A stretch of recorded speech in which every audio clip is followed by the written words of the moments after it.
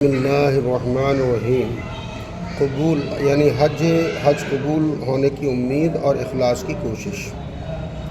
پہلی فصل کی حدیث نمبر 6 کے ذیل میں گزرا ہے کہ وہ شخص بڑا گناہگار ہے جو عرفات کے میدان میں بھی یہ سمجھے کہ میری مغفرت نہیں ہوئی، اور حدیث نمبر 4 اور 5 میں تو مغفرت کا بالکل یقین ہے۔ اللہ تعالیٰ کا لطف و کرم، اس کا فضل و انعام، اس کی ذرہ نوازی، معمولی آدمی کا خیال کرنا، بندہ پروری احسان سے کامل امید رکھے کہ ہر عمل قبول ہوگا، مگر اس امید میں گھمنڈ کا شائبہ یعنی شک ہرگز نہ آئے، اپنے اعمال کے قصور کی وجہ سے اس کا مستحق سمجھے کہ قابل قبول نہیں۔ ابن ابی ملیکہ رحمۃ اللہ علیہ کہتے ہیں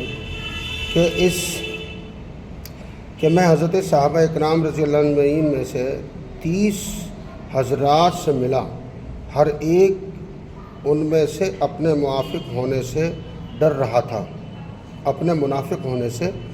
رہا تھا۔ بخاری کی حدیث، یعنی وہ یہ سمجھتے تھے کہ ہمارے اعمال کا باطن ایسا بہتر نہیں ہے جیسا ظاہر ہے، اس سے ان کو اپنے اوپر نفاق کا خوف ہو جاتا تھا۔ ایک صحابی رضی اللہ تعالیٰ عنہ نے حضور اقدس صلی اللہ علیہ وسلم سے پوچھا کہ ایک شخص جہاد کرتا ہے، وہ ثواب کی بھی امید رکھتا ہے اور یہ بھی چاہتا ہے کہ اس کا نام ہو جائے۔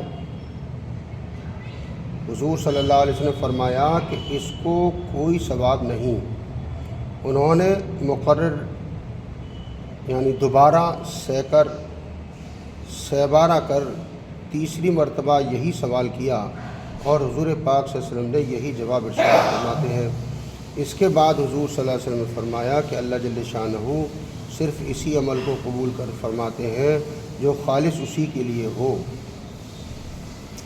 حضرت شفا رحمۃ اللہ علیہ تابعی ہیں، مدینہ منورہ حاضر ہوئے تو انہوں نے دیکھا کہ ایک صاحب ہیں جن کے پاس بڑا مجمع لگا ہوا ہے۔ انہوں نے پوچھا کہ یہ کون صاحب ہیں؟ لوگوں نے بتایا کہ حضرت ابو ہریرہ رضی اللہ تعالیٰ عنہ و ارضا ہیں۔ یہ قریب پہنچے اور عرض کیا کہ میں آپ سے کوئی حدیث سننا چاہتا ہوں جو آپ نے حضور اقدس صلی اللہ علیہ وسلم سے اچھی طرح سمجھی ہو۔ انہوں نے فرمایا کہ ہاں میں تمہیں ایک حدیث سناتا ہوں جس کو میں نے حضور اقدس صلی اللہ علیہ وسلم سے خوب سمجھا اور اچھی طرح معلوم کیا۔ اس کے بعد حضرت ابو ہریرہ رضی اللہ تعالیٰ عنہ چیخ مار کر رونے لگے، جس سے بے ہوشی کے قریب ہو گئے۔ تھوڑی دیر کے بعد جب سکون ہوا تو فرمایا کہ میں تمہیں ایک حدیث سناتا ہوں جو حضور اقدس صلی اللہ علیہ وسلم نے اس گھر میں مجھے سنائی تھی۔ اس وقت میں تھا اور حضور اکرم صلی اللہ علیہ وسلم اس وقت میں تھا تو فرمایا کہ ایک حدیث سناتا ہوں جو حضور اکرم صلی اللہ علیہ وسلم گھر میں مجھے سنائی تھی۔ اس وقت میں تھا اور حضور اکرم صلی اللہ علیہ وسلم تھے، کوئی تیسرا ہمارے ساتھ نہ تھا۔ اتنا کہہ کر پھر چیخ مار کر اسی طرح رونے لگے، گویا بے ہوش ہو جائیں گے۔ پھر جب سکون ہوا تو منہ پہنچ کر فرمایا کہ ہاں میں تمہیں ایک حدیث سناتا ہوں جو حضور اقدس صلی اللہ علیہ وسلم مجھے اس گھر میں سنائی تھی۔ اس وقت میں تھا اور جو حضور صلی اللہ علیہ وسلم تھے، کوئی تیسرا نہ تھا۔ اتنا کہہ کر پھر اسی طرح چیخ مار کر رونے لگے کی صورت پیش آئی اور پہلے سے بھی زیادہ سخت۔ اس کے بعد منہ کے بل زمین پر گر گئے۔ میں بہت دیر تک ان کو پکڑے بیٹھا رہا۔ اس کے بعد جب افاقہ ہوا، ہوش آیا تو فرمایا کہ حضور صلی اللہ علیہ وسلم نے ارشاد فرمایا کہ قیامت کے دن جب اللہ تبارک و تعالیٰ و جل علا بندوں کے حساب کی طرف توجہ فرمائیں گے اور ہر آدمی خوف کی وجہ سے घुटनों के बल गिरा हुआ होगा। तो सबसे पहले 3 शख्स बुलाए जाएंगे, एक हाफिज़ कुरान, दूसरा मुजाहिद, तीसरा मालदार। और सबसे अव्वल हाफिज़ कुरान से मुतालबा होगा कि मैंने तुझको वो चीज़ अता की जो मैंने अपने रसूल सल्लल्लाहु अलैहि वसल्लम पर उतारी। वो अर्ज़ करेगा कि बेशक आपने ये दौलत अता फ़रमाई थी। तो सवाल होगा कि तूने अपने इस इल्म में क्या अमल किया। वो अर्ज़ करेगा कि मैं दिन रात इसकी तिलावत वग़ैरह में मशगूल रहता था। इरशाद होगा कि झूठ बोलता है। फ़रिश्ते भी सब एक ज़बान होकर कहेंगे कि झूठ है, झूठ है। फिर अल्लाह जल्लल्लाहु का इरशाद होगा कि ये महज इसलिए होता था कि लोग कहेंगे बड़ा जय्यद यानी बेहतरीन कारी है। सो कहा जा चुका। फिर मालदार से मुतालबा होगा कि मैंने तुझको इतनी वसअत ज़्यादती माल की अता की कि किसी चीज़ में किसी दूसरे का मोहताज तो नहीं रहा। वो अर्ज़ करेगा कि बेशक ऐसा ही था। इरशाद होगा कि मेरे इस अता किए हुए माल में से तूने क्या अमल किया। वो अर्ज़ करेगा कि मैं सिला रहमी करता था और सदक़ात करता रहता था। इरशाद होगा कि झूठ है। और फ़रिश्ते भी सब कहेंगे कि झूठ है, झूठ है। फिर अल्लाह का पाक इरशाद होगा ये इसलिए किया जाता था कि लोग कहेंगे फ़लाँ बड़ा सख़ी है। सो कहा जा चुका। फिर मुजाहिद से सवाल होगा कि तुम्हारा क्या अमल है। वो अर्ज़ करेगा कि या अल्लाह तूने जिहाद का हुक्म किया, मैंने तेरे रास्ते में जिहाद किया, यहाँ तक कि जान दे दी। इरशाद आली होगा कि झूठ बोलता है। फ़रिश्ते भी कहेंगे कि झूठ है, झूठ है। इरशाद होगा कि ये तो इसलिए किया था कि लोग कहेंगे बड़ा बहादुर है। सो कहा जा चुका। इसके बाद हुज़ूर अक़दस सल्लल्लाहु अलैहि वसल्लम ने हज़रत अबू हुरैरा रज़ियल्लाहु अन्हु के ज़ानू पर हाथ मार कर फरमाया कि ये 3 शख्स हैं जिनसे जहन्नुम की आग सबसे पहले भड़काई जाएगी। अल्लाह हिफाजत फरमाए। हमारा तो कहीं पर भी हिस्सा नहीं है। तो इतने आला दर्जे के लोगों के लिए ये मामला है। अल्लाह हमारी मग़फ़िरत फरमा, अल्लाह हमारी हिफाजत फरमा जहन्नुम के अज़ाब से। इसके बाद शफ़ई रहमतुल्लाह अलैह अमीर माविया रज़ी अल्लाह ताला के पास गए तो उनसे हज़रत अबू हुरैरा रज़ी अल्लाह ताला की इस हदीस का तज़किरा किया।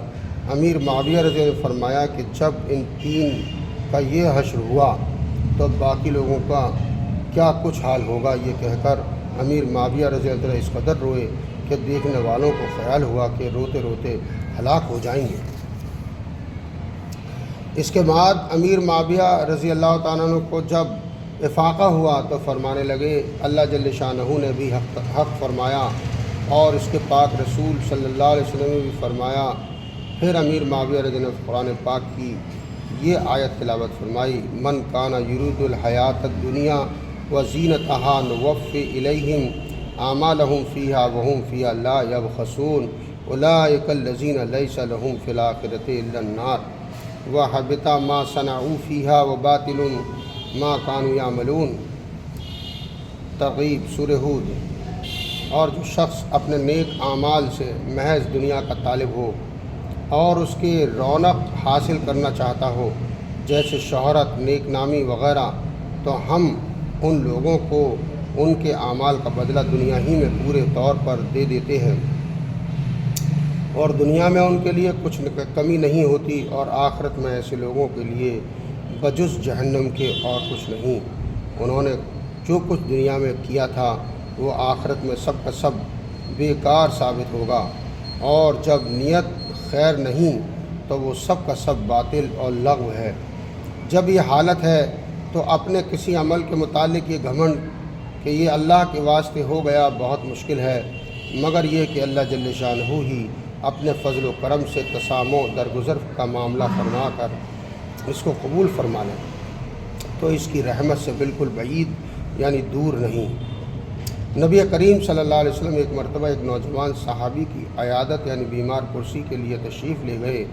वो सख्त अलील बीमार थे और इंतकाल का वक्त करीब था। हुज़ूर सल्लल्लाहु अलैहि वसल्लम दरियाफ़्त फरमाया क्या हाल है। उन्होंने अर्ज़ किया कि या रसूल अल्लाह सल्लल्लाहु अलैहि वसल्लम, अल्लाह की रहमत का उम्मीदवार हूँ और अपने गुनाहों से डर रहा हूँ। हुज़ूर सल्लल्लाहु अलैहि वसल्लम ने फरमाया कि ये दोनों चीज़ें इस वक्त किसी बंदे के दिल में जमा नहीं होती मगर ये कि अल्लाह जल्ल शानहू उसको वो चीज़ अता फरमाते हैं जिसकी वो उम्मीद कर रहा है और इस चीज़ से अमन नसीब फरमाते हैं जिससे वो डर रहा है। हज़रत उमर रज़ी अल्लाह ताला फरमाते हैं कि अगर क़यामत में ये ऐलान हो कि सिर्फ़ एक शख्स की बख्शिश होगी, बाकी सब जहन्नम में डाल दिए जाएंगे, तो मुझे अल्लाह की रहमत से उम्मीद होगी कि वो एक शख्स मैं ही हूँगा। और अगर ये ऐलान हो कि सिर्फ़ एक शख्स जहन्नम में जाएगा, बाकी सब जन्नत में दाखिल होंगे, तो मुझे ये खौफ होगा कि वो एक मैं ही ना हूँ। हज़रत अली रज़ी अल्लाह अन्हु का इरशाद अपने साहबजादे से है कि बेटा अल्लाह से ऐसा खौफ कर कि अगर तमाम दुनिया के आदमियों की नेकियां लेकर जाओ तो वो भी कबूल ना हो, और अल्लाह पाक से ऐसी उम्मीद रख कि अगर तू सारी दुनिया के गुनाह अपने साथ लेकर जाए तो वो भी माफ़ कर दे। तंबीह नमूने के तौर पर चंद आदाब पर तंबीह है। ज़ियारत मदीना के मज़मून में भी कुछ आदाब आ रहे हैं, वो भी मलहूज़ याद रखिए। अल्लाह ताला जो कुछ पढ़ा गया सुना गया उस पर अमल की तौफ़ीक़ नसीब फरमाए। सुब्हानल्लाह व बिहम्दिही सुब्हानकल्लाहुम्मा व बिहम्दिका नशहदु अल्ला इलाहा इल्ला अंता नस्तग़फिरुका व नतूबु इलैक।